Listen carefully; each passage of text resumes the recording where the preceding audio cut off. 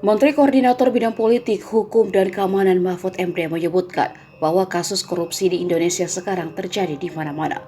Mahfud lantas menyebut di semua sektor menurutnya ada korupsi. Ia pun memberi analogi, bahkan menengok kemanapun. Kini ia melihat ada korupsi sebagai bukti begitu meruyaknya korupsi di negeri ini.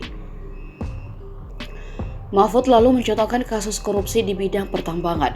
Ia menceritakan mendapat informasi terkait kasus korupsi pertambangan itu dari mantan Ketua Komisi Pemberantasan Korupsi Abraham Samad. Ia mencontohkan soal korupsi tambang, jika bisa berhasil diatasi, maka bisa setiap orang dapat 20 juta rupiah tanpa bekerja.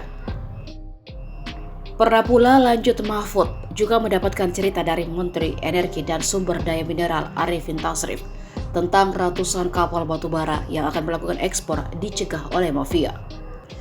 Padahal Arifin saat itu sudah menyatakan semua kapal yang mengangkut batu bara sudah bisa dilepas dan diberi izin keluar. Mahfud menyebutkan dari informasi yang ia peroleh saat itu ada 126 kapal yang ditahan dan dimintai uang untuk berangkat ke Hong Kong.